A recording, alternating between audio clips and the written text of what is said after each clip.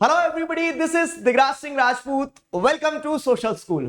स्वागत है आप सभी का द कहानी सीरीज में। द कहानी सीरीज में आज हमारे पास जो चैप्टर है वो है लाइफलाइंस ऑफ नेशनल इकोनॉमी।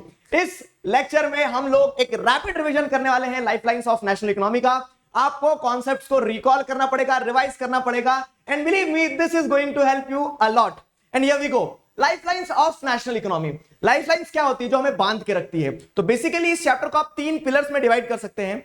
तीन पिलर्स जो होंगे हमारे वो होंगे ट्रांसपोर्टेशन, कम्युनिकेशन और ट्रेड। ट्रांसपोर्टेशन, ट्रेड, कम्युनिकेशन को आप जैसे देखेंगे तो इसमें सब क्लासिफिकेशन चैप्टर में समझाए गए हैं कि ट्रांसपोर्टेशन में आप लैंड ट्रांसपोर्टेशन के बारे में पढ़ते हैं, वाटर ट्रांसपोर्टेशन के बारे में पढ़ते हैं, एयर ट्रांसपोर्टेशन के बारे में पढ़ते हैं। साथ ही साथ कम्युनिकेशन में आप पर्सनल कम्युनिकेशन, मास कम्युनिकेशन के बारे में समझते हैं। इंडिया में कम्युनिकेशन का डेवलपमेंट कैसा है वो सारी चीजें भी आप इस चैप्टर में जानते हैं। ट्रेड की बात करें तो ट्रेड में आप इंटरनेशनल ट्रेड, फेवरेबल ट्रेड क्या होता है, अनफेवरेबल ट्रेड क्या होता है, टूरिज्म एज ए ट्रेड को स्पेशल रेफरेंस लेके पढ़ते हो। ये सारी चीजें आप ट्रेड वाले एस्पेक्ट में कवर करते हो। तो ये कसा हुआ चैप्टर है हमारा। अब अगर हम आगे बढ़े तो देखिए, ट्रेड, ट्रांसपोर्ट, कम्युनिकेशन तीनों में कनेक्टिविटी है। ये कनेक्टिविटी कैसे है, ये क्वेश्चन बहुत बार पूछा जाता है। तो अगर हम स्टार्टिंग से मतलब शुरुआत से शुरू करें अगर, तो कोई भी प्रोडक्ट आप एक जगह प्रोड्यूस कर रहे हैं, उसकी डिमांड दूसरी जगह होती है। तो वो डिमांड लोकेशन से सप्लाई लोकेशन तक प्रोडक्ट्स को, गुड्स को, सर्विसेज को जो पहुंचाते हैं, जो ट्रेड करते हैं, वो ट्रेडर्स होते हैं। ट्रेड आ गया यहां पे। अब ट्रेडर्स अपने सर पर रख के तो ले नहीं जाएंगे,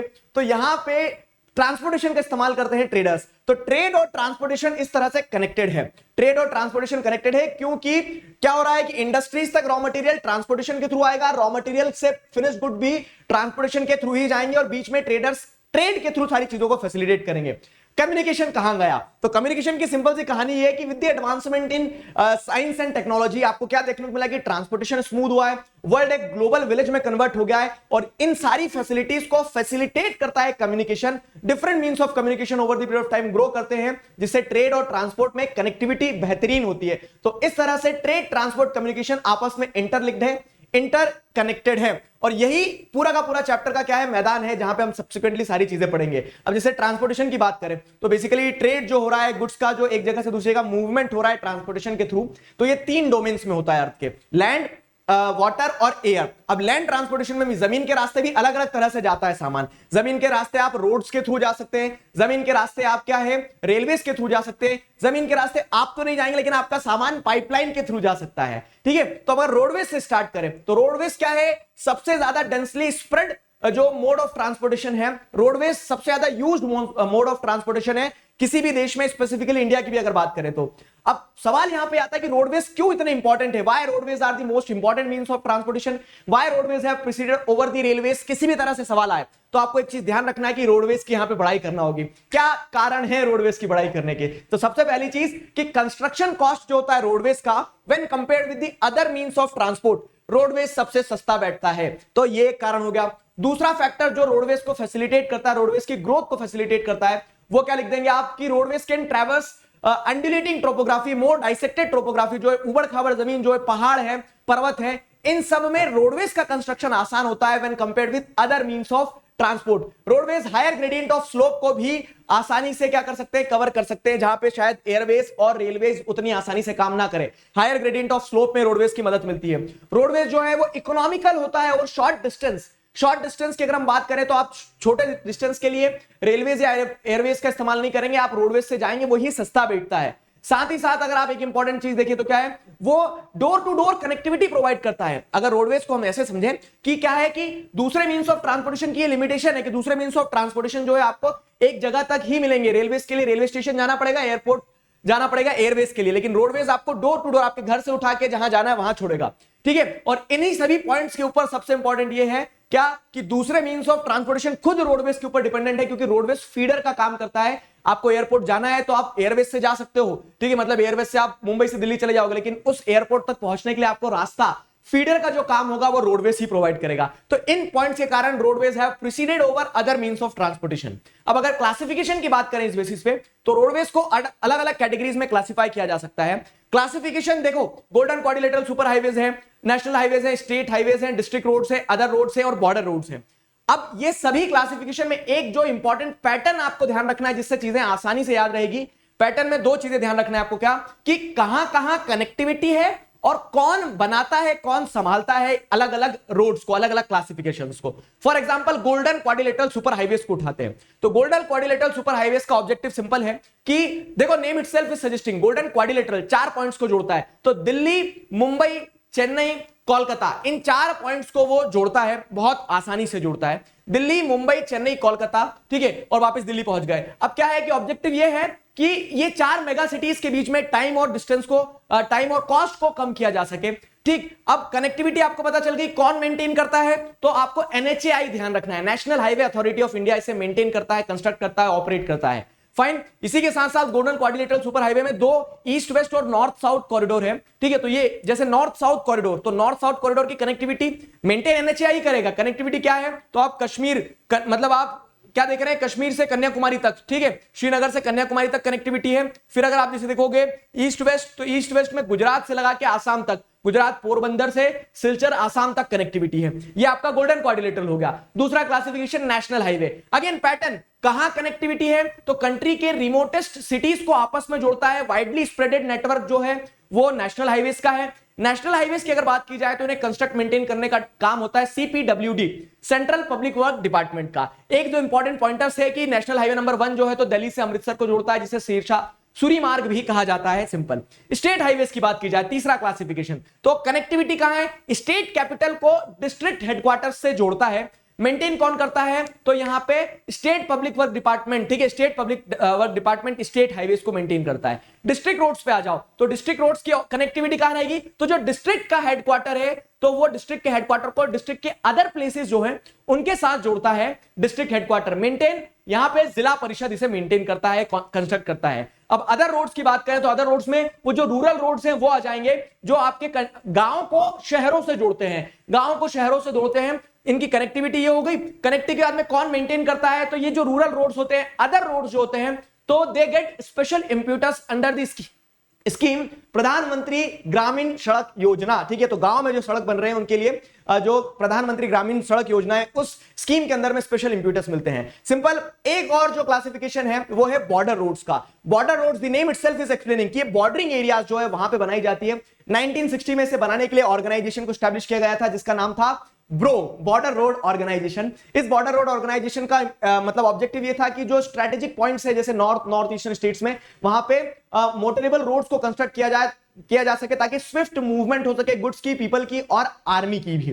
क्लियर हुआ? So this was border road organisation. ये क्लासिफिकेशन आपने देखा, ये classification on the basis of कह सकते हैं कि कनेक्टिविटी या फिर कौन कंस्ट्रक्ट कर रहा है, मेंटेन कर रहा है, उस बेसिस पर था। अगर क्लासिफिकेशन रोडवेज का किया जाए on the basis of material used, कि किस तरह के रोड है, तो 2 तरह के रोड होते हैं, एक मेटल्ड होता है, एक अनमेटल्ड होता है। अनमेटल्ड रोड में क्या होता है, जो कच्चा रोड होता है जिसकी कह सकते हैं ऑल वेदर मोटरेबिलिटी नहीं होती है, जो बारिश के समय में आउट ऑफ यूज चले जाते हैं, वो अनमेटल्ड होते हैं, वो क्योंकि कच्ची मिट्टी से बने होते हैं। और मेटल्ड रोड कौन से होते हैं, मेटल रोड वो होते हैं जिसमें मेटल लगा होता है, नहीं, मेटल रोड वो होते हैं जहां पे क्या होता है, बिटुमिन ऑफ कोल का इस्तेमाल किया जाता है, कंक्रीट का इस्तेमाल किया जाता है, जो रेनी सीजन में भी इस्तेमाल किया जा सके, वो मेटल रोड होता है। ये था simple roadways. Simple land transportation में आपने एक सेगमेंट पढ़ लिया रोडवेज।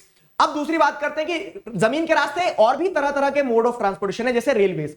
रेलवेज जो है, तो रेलवेज को कंट्री में बहुत इंपॉर्टेंस दी जाती है इन terms of the movement of freight, ठीक है, फ्रेट मतलब सामान और साथ ही साथ पीपल भी। क्यों? क्योंकि लॉन्ग शॉर्ट डिस्टेंस के लिए तो रोडवेज नो डाउट कोई तोड़ नहीं है, लेकिन लॉन्ग डिस्टेंस के लिए सस्ता और तेजी से पहुंचाने के लिए रेलवेज का इस्तेमाल किया जाता है, ठीक है। Principal mode of transportation for freight and the movement of people.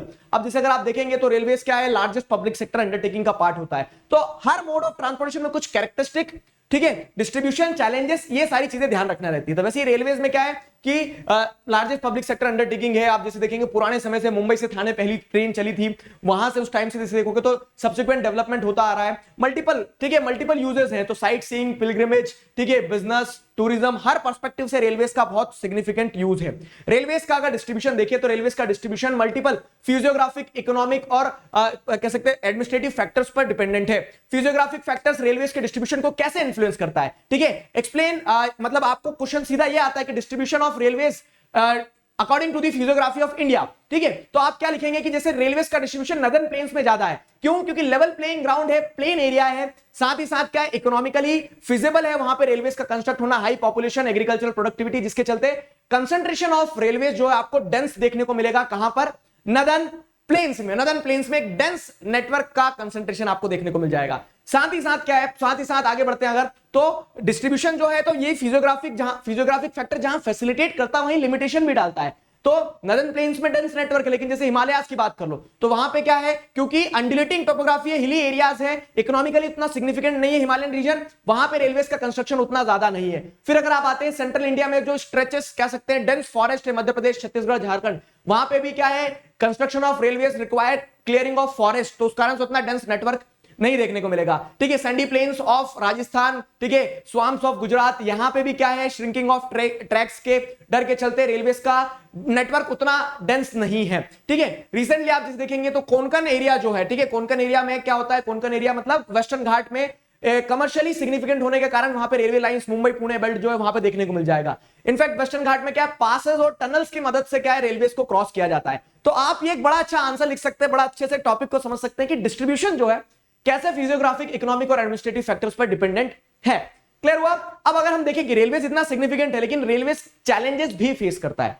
क्या चैलेंजेस फेस करता है रेलवेज? तो रेलवेज के चैलेंजेस की अगर बात की जाए तो जैसे अगर आप देखेंगे सबसे बड़ी समस्या ये कि लोग बिना टिकट के ट्रैवल करते हैं। ठीक है, रेलवेज की प्रॉपर्टी को डैमेज होता है, थेफ्ट होता है, साथ ही साथ क्या अननेसेसरी पुलिंग ऑफ चेन होता है जिसके चलते डिलेज होती है। ठीक, these are the problems which Indian railways face. Clear हुआ? So this was all about railways, land transportation में रोडवेज, रेलवेज। इसी के साथ साथ new found means of transportation, जो जमीन के रास्ते होता है वो है पाइपलाइन। अब आप सोच रहे होंगे सर हम तो कभी बैठ के नहीं गए, जमीन के रास्ते पाइपलाइन का ट्रांसपोर्टेशन, मतलब पाइपलाइन से क्या ट्रांसपोर्ट होता है? तो ट्रांसपोर्टेशन में सिर्फ पीपल नहीं आते, गुड्स भी आते हैं। तो जैसे आपने हमेशा से सुना होगा कि क्या है, ऑयल और ऑयल के साथ साथ में वाटर ट्रांसपोर्टेशन पाइपलाइन के थ्रू बहुत लंबे समय से होता आ रहा है। ठीक है, पाइपलाइन ट्रांसपोर्टेशन के एडवांटेजेस हैं। क्या एडवांटेजेस जानते हैं आप? कि पाइपलाइन ट्रांसपोर्टेशन एक तरह से initial cost of establishment high होता है, लेकिन एक बार पाइपलाइन को एस्टैब्लिश कर दिया तो उसमें कोई ट्रांसशिपमेंट लॉसेस, डिलेज नहीं होते हैं, कोई डिले नहीं होता, इधर से डालो उधर निकालो। ठीक है, ऑपरेशनल कॉस्ट जो होता है, सब्सिक्वेंट ऑपरेशनल कॉस्ट उसका बहुत कम हो जाता है। Initial cost of establishment high होता है, ये एक प्रॉब्लम है बस उसके साथ में, एक ये चैलेंज है, ये एक ड्रॉबैक है। अब अगर इसी सेंस में देखें तो कंट्री में पाइपलाइन का डिस्ट्रीब्यूशन जो है, तो ऑयल, नेचुरल गैस, इन सभी के लिए बहुत अच्छी तरह से स्प्रेड है। कहां स्प्रेड है? तो जैसे आप पहले देखेंगे तो पाइपलाइन का एक नेटवर्क किधर है, नॉर्थ ईस्टर्न स्टेट्स में, क्योंकि दिग्बॉय ऑयल फील्ड्स वगैरह है। तो अपर आसाम से लगा के कहां तक आ जाओगे, कानपुर तक आ जाओगे, पहला हो गया। दूसरा नेटवर्क जैसे आप देखोगे तो सलैया इन गुजरात से लगा के कहां तक चले जाओ, जलंधर इन पंजाब, ये दूसरा नेटवर्क है। इसी लाइन के साथ में जुड़ा हुआ तीसरा नेटवर्क कौन सा है जो इंपॉर्टेंट है? ठीक है, HVJ, तो हजीरा इन गुजरात से लगा के, कहां से? हजीरा इन गुजरात से लगा के जगदीशपुर, ठीक है, जगदीशपुर उत्तर प्रदेश तक है। ये कहां से होते हुए जाता है? वाया विजयपुर मध्य प्रदेश। ठीक है, तो इस तरह से HVJ पाइपलाइन इंपॉर्टेंट है, मिनरल्स एंड एनर्जी रिसोर्सेज वाले पार्ट में भी आपने से पढ़ा है। ये आपका हो गया पाइपलाइन। तो लैंड ट्रांसपोर्टेशन स्नैप रिकैप हो गया, रोडवेज, रेलवेज, पाइपलाइन। अब आते हैं किस पे? वाटरवेज पे। वाटरवेज में सिंपल है, वाटरवेज को चीपेस्ट एंड दी मोस्ट कह सकते हैं environment friendly means of transportation consider किया जाता है। India is a seafaring country since past. ठीक है, हमारे आप सेलर्स को देखेंगे तो हमेशा से सी कनेक्टिविटी रही है। इनफैक्ट हमें लूटने के लिए ब्रिटिशर्स भी सी के रास्ते ही आए थे। ठीक है, तो इस तरह से सी कनेक्टिविटी जो है वो वाटर ट्रांसपोर्टेशन की कैटेगरी में आता है। वाटर ट्रांसपोर्टेशन दो तरीके से हो सकता है, एक इनलैंड हो सकता है और एक क्या होता है, जैसे इंटरनेशनल वाटरवेज के थ्रू होता है। तो मतलब इंडिया से क्या है, अफ्रीका की कनेक्टिविटी इंटरनेशनल वाटरवेज वो पोर्ट्स के थ्रू होगी, और इनलैंड मतलब हमारी नदियों के अंदर क्या है, वाटरवेज बना दिए गए हो। ठीक है, वाटरवेज का एडवांटेज क्या है? Cheapest means of transportation in terms of movement of goods. ठीक है, एक साथ बहुत सारा सामान ले जा सकता है, ये एडवांटेज हो गया उसका। अब अगर बात करें तो उसी सेंस में इंडिया के इनलैंड ट्रांसपोर्टेशन की बात करें, इनलैंड वाटरवेज की अगर बात करें तो 5 नेशनल वाटरवेज के बारे में आपकी बुक में आपको बताया गया है। 5 नेशनल वाटरवेज हैं जिन्हें रिकॉग्नाइज किया गया है। ये 5 नेशनल वाटरवेज कौन कौन से हैं? National waterway number 1 Ganga river पे है। वाटरवेज में आपको सिंपल से ध्यान रखना है कि कहां है और कनेक्टिविटी क्या है। तो नेशनल वाटरवे नंबर 1 कहां पे? इलाहाबाद, ठीक है, हल्दिया, इलाहाबाद से हल्दिया तक गंगा रिवर पर। National waterway number 2 Brahmaputra river पर है, कहां से? सादिया टू धुबरी, ब्रह्मपुत्र रिवर पर। ठीक है, ब्रह्मपुत्र रिवर के बाद में थर्ड नेशनल वाटरवे की अगर बात करें तो west coast canal. West coast कहा जा रहा है, वेस्टर्न कोस्ट नीचे की तरफ साउथ में जाओ, केरला वाला एरिया जो है, तो वेस्ट कोस्ट कैनाल हमारा नेशनल वाटरवे नंबर 3 है। जो जैसे आप क्या देखेंगे तो कोट्टापुरम कोल्लम वाला एरिया जो हो गया, कोट्टापुरम कोल्लम हो गया। ठीक है, और जो स्ट्रेचेस है किसके? उद्योग मंडलम के हो गए, चंपकारा, तो वो जो पूरी कैनल है 205 किलोमीटर के आसपास की, वो नेशनल वाटरवे नंबर 3 में आ जाएगा। नेशनल वाटरवे नंबर 3 के बाद में नेशनल वाटरवे नंबर 4 जो है ना, तो ये कृष्णा और गोदावरी रिवर्स जो है, ठीक है, कृष्णा और गोदावरी रिवर्स के स्ट्रेचेस पे हैं। जैसे आप देखेंगे तो काकीनाडा पुडुचेरी वाला कैनल जो है वो वहां पे भी है, तो ये ईस्टर्न कोस्ट पे हो गया। अब यहीं पे ईस्टर्न कोस्ट में ऊपर की तरफ जाओगे तो ईस्ट कोस्ट कैनाल आ जाएगा।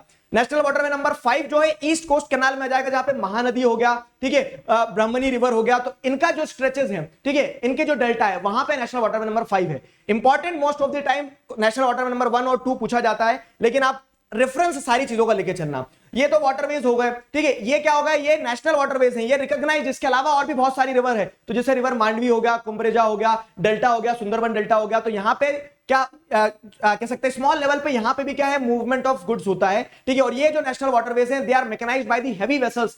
नदी के अंदर बड़े बड़े क्या सकते हो शिप, बोट्स और ये सारी चीजें चलती है।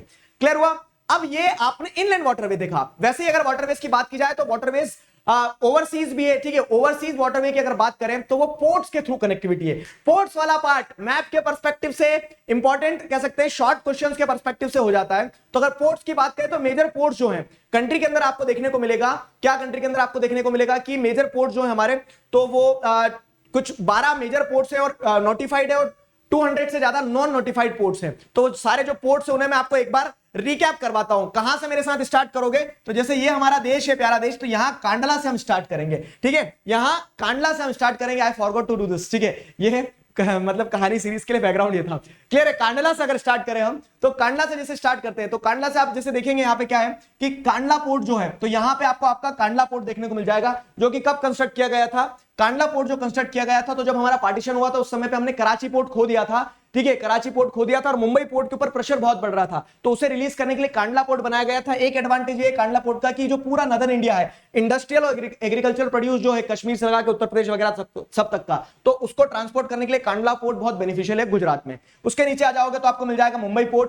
मुंबई पोर्ट जो है तो कंट्री का लार्जेस्ट पोर्ट है, ठीक है, लार्जेस्ट कह सकते हैं, यहाँ पे क्या है, नेचुरल पोर्ट है। ये अगर आप समझेंगे तो in terms of volume trade हर चीज जो है यहां से बहुत ज्यादा होती है। इस पे प्रेशर इतना ज्यादा था कि कांडला पोर्ट बनाने के बावजूद भी एक जवाहरलाल नेहरू पोर्ट बनाना पड़ा, जो उसको डीकंजेस्ट कर सके, थोड़ा उसका प्रेशर रिलीज कर सके, ठीक है। मुंबई हो गया। मुंबई के नीचे अगर आप आओगे तो गोवा में एक मारमागांव पोर्ट है, ठीक है। मारमागांव पोर्ट क्या है, आप जिसे देखेंगे तो नेबरिंग एरिया से जो आयरन ओर होता है, तो आयरन ओर को एक्सपोर्ट करने के लिए मारमागांव पोर्ट बनाया गया। मारमागांव पोर्ट के नीचे जाओगे आप तो आपको यहां पे न्यू मैंगलोर पोर्ट मिल जाएगा कर्नाटका में। कर्नाटका में जो न्यू मैंगलोर पोर्ट एकदम कर्नाटका की बॉर्डर पे इस तरह से, तो न्यू मैंगलोर पोर्ट क्या है, कुद्रेमुख माइंस वगैरह से आयरन और एक्सपोर्टिंग पोर्ट की तरह इसे भी कंसीडर किया जाता है। और नीचे आओगे तो केरला में आपको मिलेगा एक कोच्चि पोर्ट, ठीक है। तो कोच्चि पोर्ट जो है, तो कोच्चि पोर्ट की सिग्निफिकेंस ये है क्या कि कोच्चि पोर्ट जो है तो इधर के नहीं, ये टूटीकोरिन की होगी, तो कोच्चि पोर्ट इस तरह से क्या है, आपको बैकवाटर्स ऑफ केरला में आपको कोच्चि पोर्ट मिल जाएगा।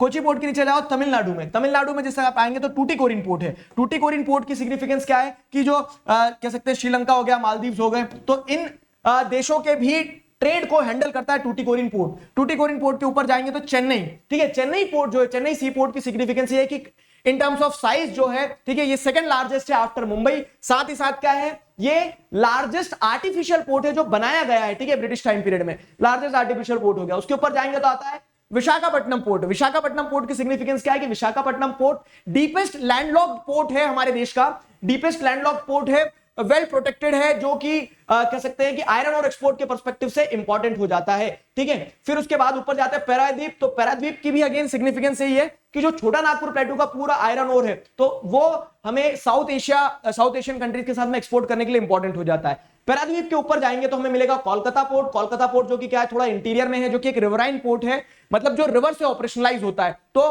क्या होता है, क्योंकि टाइडल पोर्ट है, रिवराइन पोर्ट है, तो उस कारण से क्या होता है, पानी की कमी है, टाइड से ऑपरेट करता है, तो इसको constant dredging of river Hooghly लगती है, ठीक है। रिवर हुगली के पानी की मदद से क्या इसको ऑपरेशनलाइज रखा जाता है।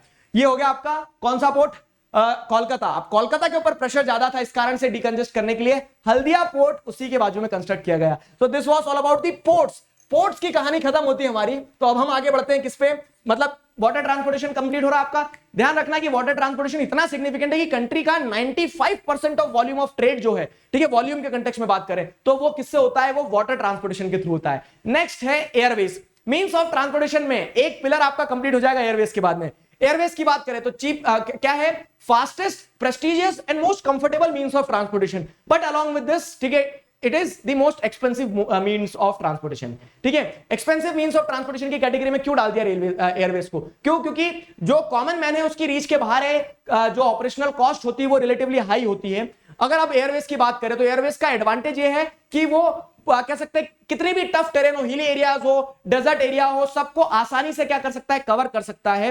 लेकिन उसका मेंटेनेंस, कंस्ट्रक्शन कॉस्ट, ये सारी चीजें ज्यादा रहती है। फाइन, अब जैसे अगर इंडिया में बात की जाए तो क्या होता है, एयर इंडिया जो है तो आपको क्या है, डोमेस्टिक और international airlines air services provide करती है। वैसे आप देखेंगे क्या तो पवन हंस हेलीकॉप्टर लिमिटेड के बारे में बताया गया है, जो क्या है, जो गवर्नमेंट अंडरटेकिंग है, जो क्या करता है, ONGC, oil and natural gas corporation के लिए ऑफशोर ऑपरेशंस में मदद पहुंचाता है। एयरवेज जो है तो एयरवेज को क्या है, एयरवेज को जो टफ टेरेन्स हैं जैसे नॉर्थ ईस्टर्न स्टेट्स हो गया तो वहां पर एक्सेसिबल बनाने के लिए गवर्नमेंट स्पेशल इंप्यूटस देती है। बाकी जो कॉमन कह सकते हैं इंडिविजुअल्स हैं तो दे आर नॉट मच कह सकते हैं connected with the Airways. Airways को प्रेस्टिजियस और कह सकते हैं एक्सपेंसिव मींस ऑफ ट्रांसपोर्टेशन की कैटेगरी में डाला जाता है। तो this was about Airways, simple. ठीक है, फास्टेस्ट है, ये ध्यान रखना है। एयरवेज हो गया। अब एयरवेज के बाद में जैसे अगला मींस ऑफ ट्रांसपोर्टेशन देखें तो अगला मींस ऑफ ट्रांसपोर्टेशन यहां पे कुछ नहीं है, मींस ऑफ ट्रांसपोर्टेशन कंप्लीट हो गए, एक पिलर कंप्लीट हो गया। अब आते हैं हम कम्युनिकेशन पे। तो कम्युनिकेशन की कहानी कैसी है देखो, तो कम्युनिकेशन में आपको क्या देखने को मिलता है कि communication over the period of time, पुराने समय से पहले कबूतर उड़ा के कम्युनिकेशन क्या करता था, चिट्ठी लिखे जाते थे, लेकिन आज क्या है, साइंस और टेक्नोलॉजी के डेवलपमेंट से communication, means of communication develop हुए हैं। मींस ऑफ कम्युनिकेशन में आपको क्या देखने को मिलता है कि पर्सनल कम्युनिकेशन होते हैं, मास कम्युनिकेशन होता है। पर्सनल कम्युनिकेशन जैसे मोबाइल फोन हो गया, जहां पे आप 1 to 1 कनेक्टेड होते हैं, वो पर्सनल कम्युनिकेशन। मास कम्युनिकेशन में क्या है कि आप बहुत, एक क्वेश्चन बनता है ये, ठीक है, मास कम्युनिकेशन में क्या है कि where you can connect with number of people in a single time. ठीक है, तो जैसे न्यूज़पेपर हो गया, टेलीविजन हो गया, सब मास कम्युनिकेशन में आ जाएगा। इसी के साथ एक इंपॉर्टेंट चीज क्या है कि अगर आप जैसे देखेंगे तो गवर्नमेंट ने क्या किया है, गवर्नमेंट ने कम्युनिकेशन को फास्टर करने के लिए बहुत स्पेशल एम्फसाइज किया है। ठीक है, जैसे इंडिया में पोस्टल नेटवर्क जो है, लार्जेस्ट पोस्टल नेटवर्क है, पोस्टल नेटवर्क लार्जेस्ट है। यहाँ पे मेल्स जो होते हैं पोस्टल नेटवर्क में, तो ये दो तरह के होते हैं, first class mail, second class mail. First class mail में क्या होता है, कार्ड्स और एनवेलप्स का इस्तेमाल किया जाता है। सेकंड क्लास मेल की अगर बात करें तो सेकंड क्लास मेल में आपको क्या देखने को मिल जाएगा, जैसे न्यूज़पेपर्स हो गए, पीरियोडिकल्स हो गए। कार्ड्स एंड एनवेलप्स जो है एयरलिफ्ट किए जा सकते हैं, लेकिन ये न्यूज़पेपर्स वगैरह जो होते हैं तो इन्हें क्या किया जाता है, रेलवेज के थ्रू और रोडवेज के थ्रू एक जगह से दूसरी जगह पहुंचाया जाता है। सेकंड क्लास मेल्स होते हैं, उतने इंपॉर्टेंट नहीं होते। कार्ड्स और एनवेलप जो कि इंपॉर्टेंट होते हैं, फर्स्ट क्लास मेल की कैटेगरी में आ जाते हैं। इसी चीज को स्विफ्ट मूवमेंट के लिए गवर्नमेंट ने 6 अलग अलग मेल चैनल्स भी स्टैब्लिश किए, जैसे ग्रीन चैनल, बिजनेस चैनल, राजधानी चैनल। ठीक है, तो इस तरह से क्या है, 6 अलग अलग मेल चैनल्स भी स्टैब्लिश किए गए हैं। अब अगर हम बात करें आगे क्या कि इंडिया में कम्युनिकेशन का क्या स्टेटस है, इंडिया में कम्युनिकेशन सिस्टम कितना डेवलप्ड है, तो उस पर आपको क्लियरली 2-4 पॉइंट्स ध्यान रखना है।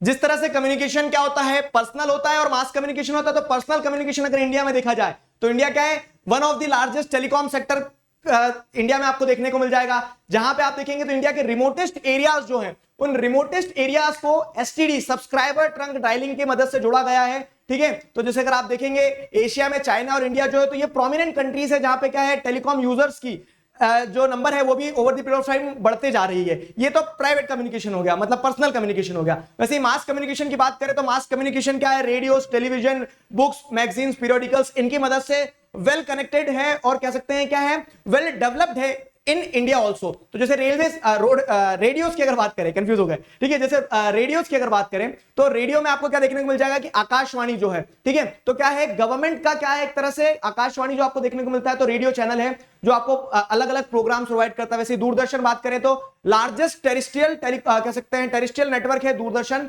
टेलीविजन की अगर बात की जाए तो जिसमें आपको एंटरटेनमेंट, न्यूज, ठीक है, हर तरह की इंफॉर्मेशन प्रोवाइड की जाती है। तो ध्यान रखना कम्युनिकेशन में इंडिया में क्या सिस्टम है कम्युनिकेशन का, तो पर्सनल पे एसटीडी, ठीक है, मास में आप क्या लिख सकते हो, आकाशवाणी के बारे में लिख सकते हो, रेडियो में, ठीक है, और फिर क्या टेलीविजन में आप दूरदर्शन के बारे में लिख सकते हो। वैसे ही क्या है कि न्यूज़पेपर और पीरियोडिकल्स की बात की जाए तो अलग अलग डायलेक्ट्स में, 100 लैंग्वेज से भी ज्यादा डायलेक्ट्स में आपको क्या देखने को मिलता है कि न्यूज़पेपर पब्लिश होते हैं, प्रेस इंफॉर्मेशन ब्यूरो, गवर्नमेंट की प्रेस रिलीज होती है, ये सारी चीजें होगी। उसी के साथ साथ एंटरटेनमेंट के लिए जैसे आप देखेंगे फिल्म्स जो है, तो India is the largest producer of the feature films in the world. बहुत सारी फिल्म्स अलग अलग लैंग्वेजेस में बनती है और इन फिल्म्स को कह सकते हैं कि सेंट्रल बोर्ड और फिल्म सर्टिफिकेशन जो है तो वो क्या करता है, सेंसर भी करता, देखता है कि क्या पब्लिश हो रहा है।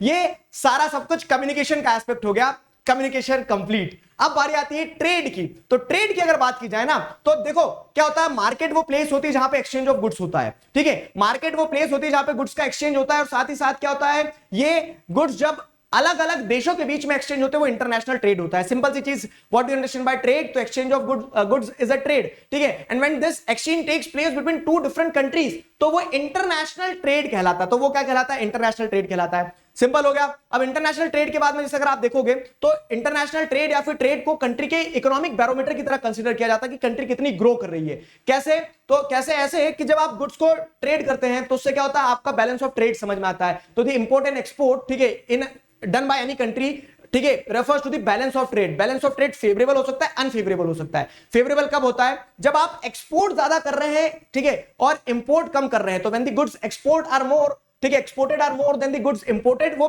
फेवरेबल हो गया। अनफेवरेबल बैलेंस ऑफ ट्रेड क्या होता है? जब आप क्या करते हैं कि आप इंपोर्ट बहुत ज्यादा करते हैं और एक्सपोर्ट कम करते हैं, वो अनफेवरेबल हो जाता है। अगर बात की जाए कंट्री में कि हम क्या इंपोर्ट करते हैं और क्या एक्सपोर्ट करते हैं, तो गुड्स इंडिया एक्सपोर्ट करता है उसमें एग्रीकल्चर एंड अलाइड प्रोडक्ट्स आ जाएंगे, कुछ ज्वेलरीज वगैरह आ जाएंगी, ठीक है, ये सारी चीजें हो जाती है। और जो इंपोर्ट करते हैं तो क्रूड ऑयल, पेट्रोलियम, ठीक है, इलेक्ट्रॉनिक गुड्स हो गया, ये सारी चीजें हम इंपोर्ट करवाते हैं हमारे देश में। तो ये कंट्री के ट्रेड का स्टेटस था। ट्रेड वाला पॉइंट छोटा है। कम्युनिकेशन और ट्रेड रिलेटिवली छोटे में दिया गया आपको चैप्टर में, वहां पॉइंटर्स जैसे मैंने आपको एक एक हिंट करके दिए, वो पॉइंटर्स ध्यान रखना बस। अब tourism as a trade special reference दी जाती है। तो जैसे अगर आप देखेंगे तो क्या है, 15 मिलियन लोग जो है एम्प्लॉयड है डायरेक्टली इनडायरेक्टली टूरिज्म सेक्टर में। टूरिज्म को ट्रेड की तरह कैसे देखा जा सकता है? क्योंकि जो फॉरेनर्स आते हैं कंट्री में घूमने, ठीक है, तो वो घूम फिर के खा पी के चाहते नहीं है, वो पैसा देके जाते हैं, फॉरेन एक्सचेंज आता है, ठीक है, क्या सकते हैं, नेशनल इंटीग्रेशन देखने को मिलता है आपको। ये टूरिज्म के एडवांटेजेस हो जाएंगे। दो कंट्रीज आपस में कनेक्टेड होती है, जब टूरिस्ट आते हैं तो वो यहाँ के कल्चर को समझते हैं, यहाँ के कल्चर को वहां बताते हैं, ठीक है। साथ ही साथ एम्प्लॉयमेंट जनरेशन होता है, ठीक है, जो लोकल हैंडीक्राफ्ट वगैरह है उसे बूस्ट मिलता है, इंपीटस मिलता है एक। साथ ही साथ क्या होता है कि ट्रेड जो हो रहा है टूरिज्म से, वो ऐसे हो रहा है कि लोग सिर्फ घूमने नहीं आते, मल्टीपल ऑब्जेक्टिव से टूरिज्म होता है, ठीक है, eco tourism, adventure tourism, business tourism, medical tourism. तो मल्टीपल ऑब्जेक्टिव से क्या होता है, टूरिस्ट जब विजिट करते हैं तो इकोनॉमी में ग्रोथ देखने को मिलती है। और इसी सेंस में टूरिज्म में और पोटेंशियल है कि वो क्या कर सकता है, ट्रेड की तरह, एक इंडस्ट्री की तरह ग्रो कर सकता है। और this was the whole story about the chapter. यहां पे हमारी कहानी सीरीज खत्म होती है। कहानी सीरीज खत्म नहीं होती है, कहानी सीरीज का ये वाला जो लेक्चर है ये समाप्त होता है। लाइफलाइंस ऑफ नेशनल इकोनॉमी मैंने आपको फटाफट से ये कुछ 20-30 मिनट में, 30 मिनट के आसपास कवर करवा दिया है, ठीक है। तो आई होप आपको ये चीजें बेहतरीन तरह से समझ में आई है। तो कुछ इंपॉर्टेंट पॉइंट्स ये है कि देखो, एनसीईआरटी को कोई रिप्लेस नहीं कर सकता। कहानी सीरीज में जो आपको लेक्चर्स देता हूं वो क्या होते हैं, वो एक रेफरेंस के लिए रहते हैं, वो एक रिवीजन के लिए रहते हैं। रिवीजन तब काम करेगा जब आपने एक बार पढ़ा हो, ठीक है। एग्जाम के लास्ट डे आप इन वीडियोस को देख सकते हैं, शॉर्ट है, मदद मिलेगी, लेकिन आपको हार्डवर्क तो करना पड़ेगा। Hard work can not be replaced by the shortcuts, ठीक है। तो वहां पे एनसीईआरटी को पढ़ो, क्वेश्चंस को देखो, आंसर्स को लिखो, ये चीज करो, ये रिवीजन के लिए आपके लिए सबसे बढ़िया चीज थी। टेलीग्राम चैनल की लिंक यहां पे दी है, डिस्क्रिप्शन में आपको मिल जाएगी, यहां पे आप जुड़ सकते हैं। तो आपको अपडेट्स मिलते रहेंगे कब कौन सा सेशन आने वाला है। साथ ही साथ एक और इंपॉर्टेंट चीज ये है क्या कि आपको जो भी नोट्स वगैरह चाहिए रहते हैं, जो पीडीएफ रहता है, ठीक है, जो एग्जाम पैक हो गया ये सारे लेक्चर्स के, तो आप वो पीडीएफ आसानी से फ्री ऑफ कॉस्ट डाउनलोड कर सकते हैं। स्पेशल क्लासेस होती है वो अटेंड कर सकते हैं। इन सारे फीचर्स को आप अनअकैडमी ऐप पर एक्सप्लोर कर सकते हैं, जैसे कम्युनिटी फीचर है, ठीक है, ये रहा कम्युनिटी फीचर जहां से आप नोट्स डाउनलोड कर सकते हैं, ठीक है। All you can explore the features on Unacademy app using the code DIGRAJ Digraj. I hope you people enjoyed it. आपके लिए यह लेक्चर मददगार साबित हुआ। मिलते हैं नेक्स्ट लेक्चर में अगले चैप्टर की स्टोरी के साथ। तब तक पढ़ते रहिए, अपना ध्यान रखिए, रिवाइज करते रहिए। Signing off with this together we can we will. Thank you very